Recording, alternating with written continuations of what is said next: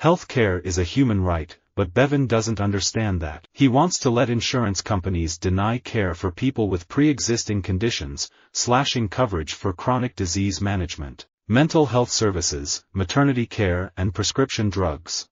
I've spent my career fighting the worst practices of insurance companies. Here's where the insurance companies really fail us. They overpay hospitals, specialists and drug companies and then raise premiums to cover the costs. Further, when they pay hospitals 115% of what it should cost to care for a patient, they are paying for inefficiency that can be dangerous. Some said he couldn't take on the insurance companies that were ripping us off, but President Obama made the tough and right call to save lives, save Medicare and ensure no one goes broke just because they get sick. Fully 57% of American college students are women. Life insurance companies sell more policies to women than to men. As women continue to draw on experience and education, they're accelerating their numbers in upper management, too.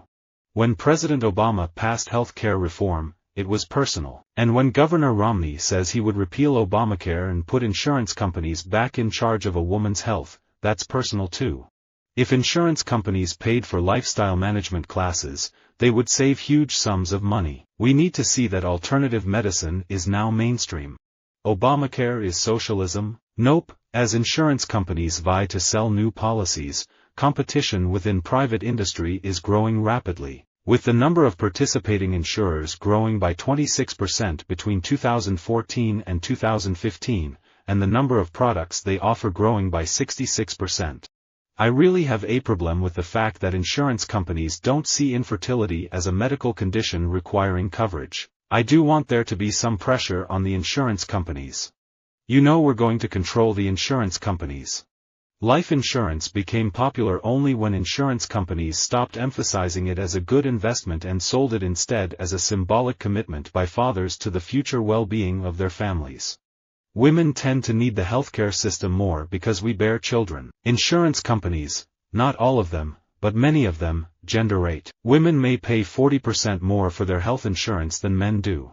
We took the insurance companies out of the driver's seat. Relay Rides and Whipcar, Airbnb, Roomorama and One Fine Stay are all stellar examples of how new, access-based offers entice and provoke insurance companies and banks to rethink risk, value, customers and deal terms. Insurance companies pay big bucks for procedures but next to nothing for patient consultations and preventive medicine, which is what most medicine is. The fact of the matter is right now politicians and insurance companies are making decisions. We're saying we want doctors to be making decisions. And I think that will lead to a higher quality, lower cost system over time. Private insurance companies in America are reaping huge profits. I worked with President Obama on the Affordable Care Act and getting health coverage to all Americans. It was my legislation that said insurance companies can no longer deny coverage for kids with pre-existing conditions. The insurance companies aren't covering that. Should Monsanto be liable for these losses? Should the state government? Who's going to cover the losses? The fact is, here's an industry with no long-term liability in place. I think doctors are really suffering now. They're suffering in the sense that they feel torn between serving their patients in the best way they can and dealing with all of requirements of the insurance companies, and the HMOs and the hassles and the paperwork and the increasing pressures to do less and less for their patients. Nobody likes insurance companies, especially health insurance companies. I will never turn Medicare into a voucher. No American should ever have to spend their golden years at the mercy of insurance companies. They should retire with the care and dignity they have earned. Here in America we so are for family values, yet insurance companies do not cover all fertility procedures. The place where we don't agree is on whether there should be some restraint on insurance companies and whether they should be allowed to run wild. We believe there should be some restraint. Some on the other side don't think so. Today more than 20,000 communities participate in the National Flood Insurance Program. More than 90 insurance companies sell and service flood service insurance. There are more than 4 million policies covering the total of $800 billion. The find it, fix it model of medicine doesn't work anymore. The U.S. healthcare system is bankrupting the country, bankrolling the insurance companies and exhausting healthcare staff. And despite all that, we are ranked 50th in the world for life expectancy. And under Obamacare, insurance companies can no longer discriminate against women. Before, some wouldn't cover women's most basic needs, like contraception and maternity care, but would still charge us up to 50% more than men, for a worse plan.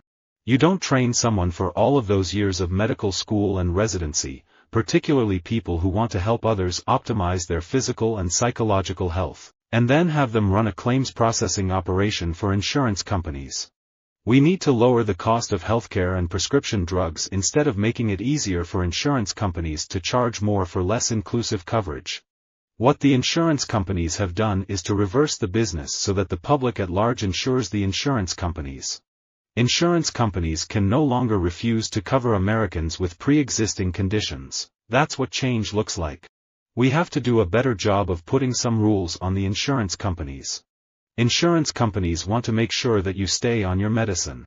And I'll tell you, honestly, folks that I talk to, the 2.5 million breast cancer survivors in America, that I am one of, understand that we're done with insurance companies dropping us or denying us coverage because we have a pre-existing condition.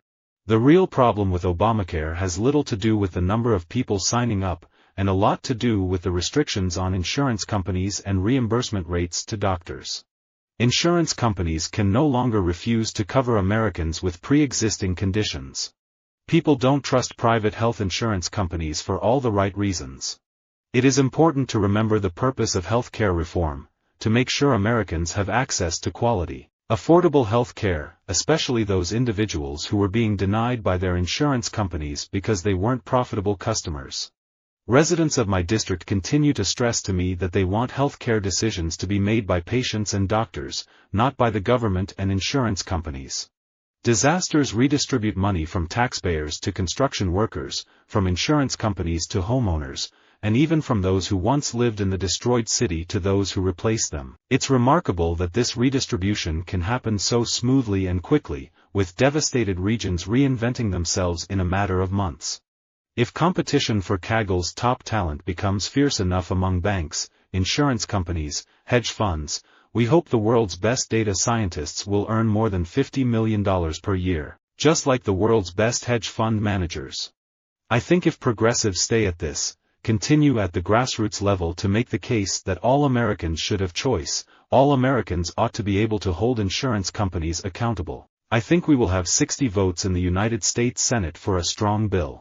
I would like to promote the concept of a partnership of insurance companies, physicians and hospitals in deploying a basic framework for an electronic medical record system that is affordable.